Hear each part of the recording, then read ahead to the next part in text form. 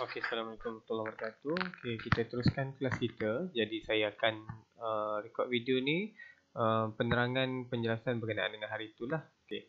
Jadi hari itu kita dah tengok pada struktur-struktur dalam tubuh badan kita, apakah kita punya efektor dan juga apakah kita punya reseptor. Reseptor ni something yang kita receive, okey, yang kita terima.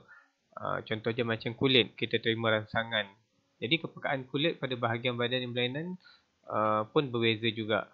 Jadi kita akan tengok mana satu bahagian kulit yang sensitif. Kenapa kulit tu tadi dia cepat nak detect satu rasa tu tadi, okay, atau sentuhan dan sebagainya. Jadi dia kata bergantung kepada bilangan reseptor dan juga ketebalan epidermis kulit. So ada dua faktor dekat sini. Apakah faktor yang mempengaruhi kepekaan ataupun dia sensitif sangat terhadap rangsangan luar. Jadi yang pertama adalah bilangan reseptor dan kedua adalah ketebalan epidermis kulit tu sendiri. Okay. Contoh kita tengok dekat sini, kita bagi tahu ada hujung jari. Okay. That's why lah orang buta kita kata dia boleh membaca menggunakan benda ni. Dia boleh detect. Okay. Siku tapak kaki belakang badan ni kurang peka terhadap sentuhan. Sebab tu kalau kita terjatuh, kita akan jatuh bahagian ni dululah. Tapak tangan kita akan cuba tahan. Dekat lutut, ini adalah yang kurang reseptor dan juga ketebalan epidermis kulit. So kalau tercedera dan sebagainya, kesakitan yang kita rasa tu tak melampau lah. Kita akan rasa sakit sikit saja. Okay, ni contoh gambar dia lah. Kalau bagaimana aplikasi dia tu tadi. Okay, sama juga dengan ni, tapi kita bagi tahu semua sebenarnya kita detect, boleh rasa. Cumanya bahagian manakah yang paling menyelah rasa dia tu. Okay, kalau kita tengok kawasan bahagian belakang lidah lebih peka terhadap rasa pahit. That's why kalau makan ubat yang pahit-pahit dan sebagainya, kita akan rasa dekat anak tekak. Kalau kita makan aiskrim dan sebagainya, kita akan gunakan hujung lidah ni dulu.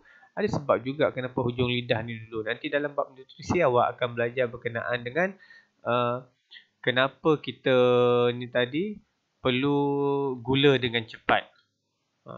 Jadi gula ataupun rasa manis kita akan tengok pada hujung lidah ni tadi. Cepat boleh nak sediakan kawasan yang mencernakan gula tu, so that kita dapat tenaga dengan cepat. So dari penglihatan itu pun kita dah tengok dah macam mana objek yang terlalu kecil tak dapat tengok, objek yang terlalu jauh tak boleh tengok. So kita perlukan sesuatu device yang membolehkan kita tengok objek yang terlalu seni ni tadi. Okay. Jadi dari penglihatan termasuklah elipsi optik dan juga titik buta. So dia elipsi optik, kalau kita tengok gambar rajah yang ni, padahal dah ada gangguan dekat sini. Kita tukarkan arrow ni saja. Yang ni kita nampak objek ni lebih panjang daripada sini. Tapi sebenarnya garis sini tadi sama panjang dia. Okay. Sama juga dengan ni. Mana yang lebih besar, padahal sama je. Okay. Ni lurus ke melengkung padahal sama je. Ada kawasan tertentu yang kita akan nampak melengkung. Tak ada apa-apa pun sama je.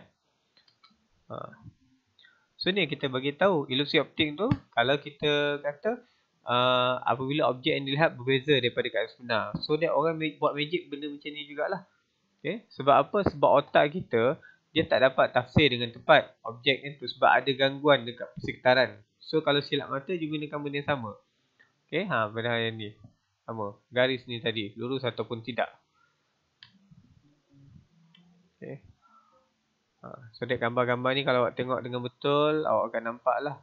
Ni kapal. Jauh-jauh kita nampak macam jadi jambatan. Okay. Ni ada dua muka. Yeah. And then blind spot, titik buta yang kita tak boleh nak detect, yang menyebabkan kepada selalu berlaku kemalangan. Jadi kena selalu check blind spot lah, apa yang berlaku dekat belakang. So untuk mengatasi had dari penglihatan ni, kita boleh gunakan mikroskop elektron. So benda-benda yang terlalu seni, yang terlalu kecil ni kita akan dapat detect. Okay. Kalau yang objek tu jauh, kita boleh gunakan binocular ataupun kita boleh gunakan teleskop. Kalau kita tak boleh nak tengok apa yang berlaku dalam badan, So that kita boleh gunakan ada X-ray, kita ada MRI, kita ada CT scan, kita ada ultrasound dalam perubatan lah. So that kalau yang cacat penglihatan ni tadi, sebab dia objek image dia tu tadi terbentuk dekat sini. Okay, ni rabun jauh. So that tak sampai lagi. So objek-objek yang jauh kita tak dapat nak tengok dengan tepat. Okay, dia ada dua penyebab dia. Satu penyebab dia kenapa orang tu rabun jauh, kita bagi tahu kantar mata dia tadi terlalu tebal. Okay, kantar ni tadi tebal. Ini kantar ni normal. Cuma ni masalah dia bobolan mata tu tadi terlalu panjang. Patutnya kalau dekat sini tadi dah tak ada masalah. Tapi sebab bobolan mata dia tadi dah jadi panjang macam ni, image terbentuk dekat sini, so dia tak nampak clear. Kalau image terbentuk betul-betul dekat retina, objek tu akan nampak clear. Okay, cara nak betulkan kita gunakan kantar cekung. Cekung macam ni lah bentuk dia. So kalau ni yang tebal ni tadi, dia akan besar dulu, baru masuk dekat sini. So lepas tu dia akan menumpuk. Bila menumpuk, tak ada masalah. Kita akan tengok dengan tepat.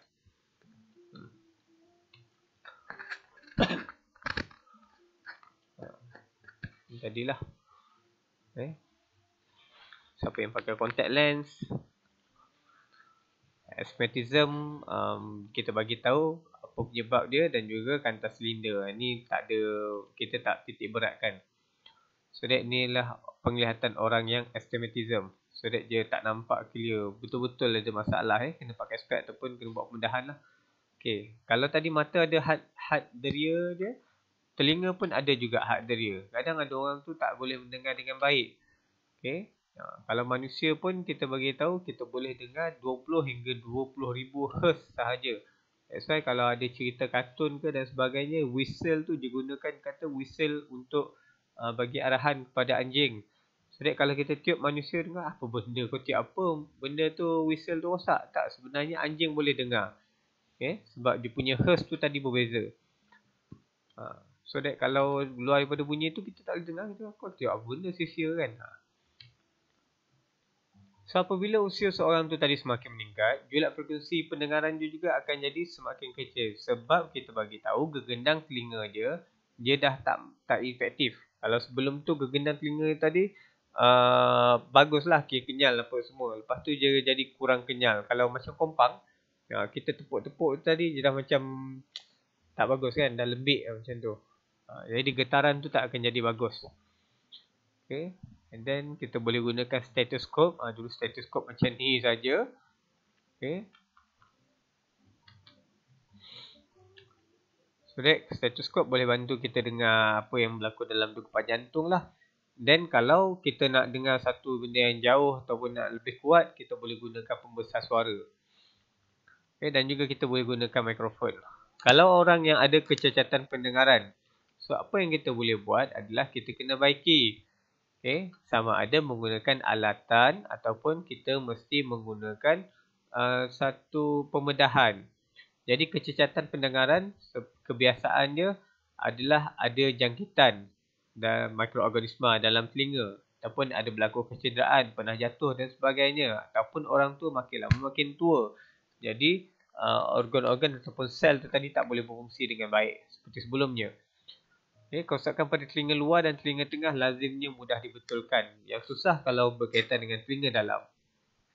Okay, ingat ada 3 bahagian telinga.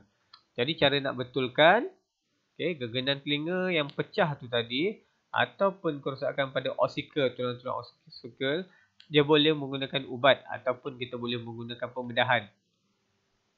Okay, tapi kalau telinga dalam memang sukar betul lah. Contoh je kalau koklea ni tadi. Sebab koklea ni tadi daripada bunyi dia tukarkan kepada bentuk gelombang.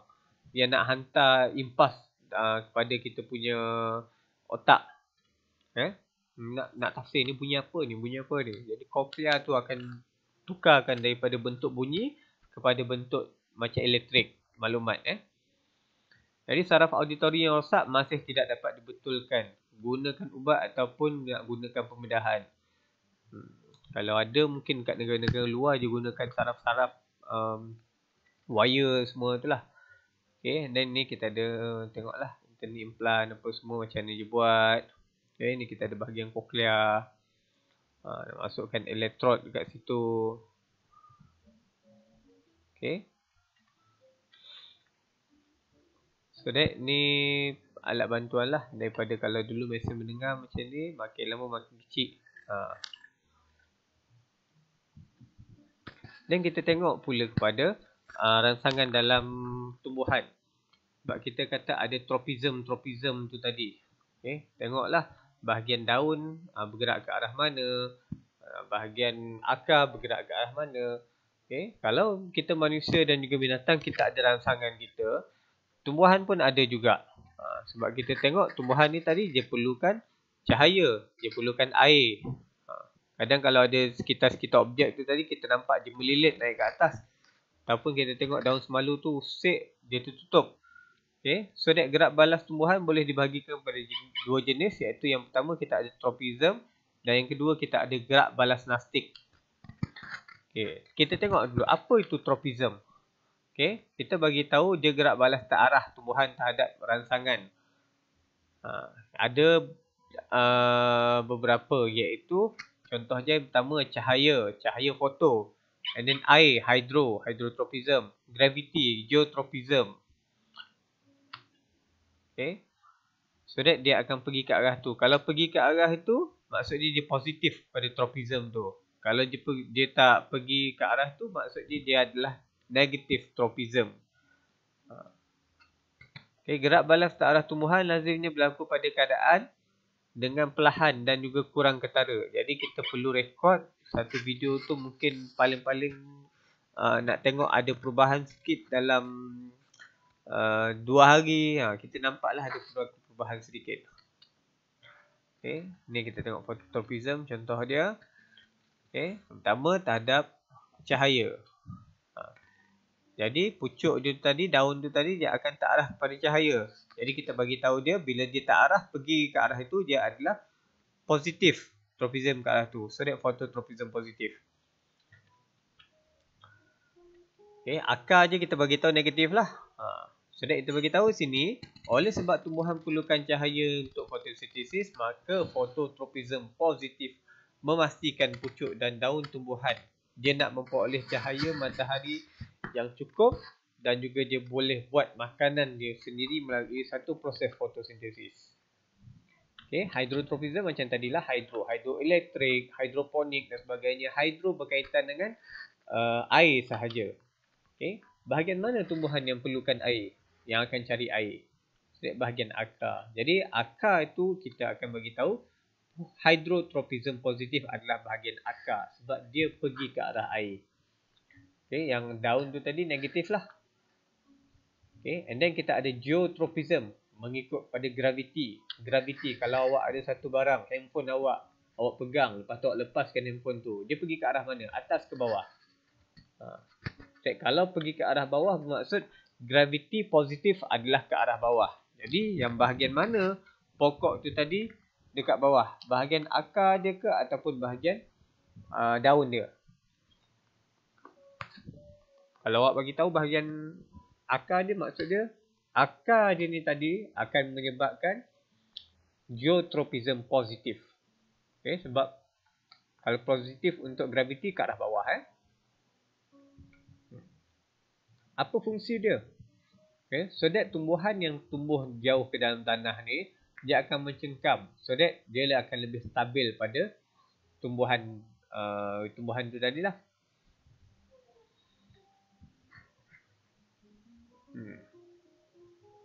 Kalau kita tengok geotropism negatif ni tadi, dia bolehkan tumbuhan ini tadi akan bergerak naik ke atas untuk cari fotosintesis. Okay, thigmotropism ni rangsangan terhadap sentuhan. Apa-apa barang yang ada dekat sekeliling, kalau kita duduk statik dekat situ, contoh dia seorang tadi duduk macam askar British tu yang jaga istana tu, tak bergerak-gerak. Tumbuhan ni pergi dekat dia apa semua, lama-lama tumbuhan ni boleh lilit dia naik ke atas. Sebab dia tengok, okay, ni kesempatan yang kita boleh gunakan untuk dapatkan lebih cahaya matahari. Okay, contoh susu paut ni tadi lah, suluh paut ni. Okay. Fungsi dia nak cari cahaya matahari ataupun dia nak buat oleh sokongan, so that dia akan lebih stabil lah. Ini contoh-contoh thigmotropism. Gerak balas nastik. Ini tak ada tropism. Gerak apa tu gerak balas nastik? Okay. Dia merupakan gerak balas terhadap rangsangan sentuhan. Tapi dia tak bergantung pada arah. Dia hanya berlaku automatik waktu tu sahaja. Contoh macam pokok periuk kera. Kita tak bagi tahu dia makan binatang-binatang ataupun serangga ni tadi ya. Sebab sepatutnya tumbuh-tumbuhan dia buat fotosintesis. Contoh ni pokok semalu bergerak balas terhadap sentuhan, dan dia akan kuncupkan. Itu untuk perlindungan lah kebanyakan dia. Okay, untuk pertahanan pokok daripada musuh ataupun angin yang kuat. Kalau dia buka je daun dia tu tadi, angin terbang dan sebagainya, dia boleh rosak dan sebagainya kan. So that dia tutup. Macam kalau kita buka payung, angin kuat, so that nanti payung boleh rosak, so kita tutup payung tu. Itu adalah kepentingan dia untuk protect diri dia daripada rosak. Okay, apa kepentingan gerak balas? Ini terhadap haiwan. Okay, kita tengok. Kalau mata kita ni tadi dua-dua dekat depan, bukan dekat tepi ya. Jadi kalau kita tengok dekat situ, dia akan lebih fokus. Kita sini, yang mata kat depan ni. Kalau macam lembu ke kerbau, kambing, dia berada dekat tepi. Sebab kita nak bagi tahu itu tadi akan dapat observe apa yang berlaku dekat belakang dia. Tak payah nak toleh pun kita tahu apa yang berlaku dekat belakang. So kalau nak kena attack dengan haiwan pemangsa yang lain, itu susahlah. Dia boleh cepat kesan. Jadi pemangsa susah nak pergi dekat dengan dia.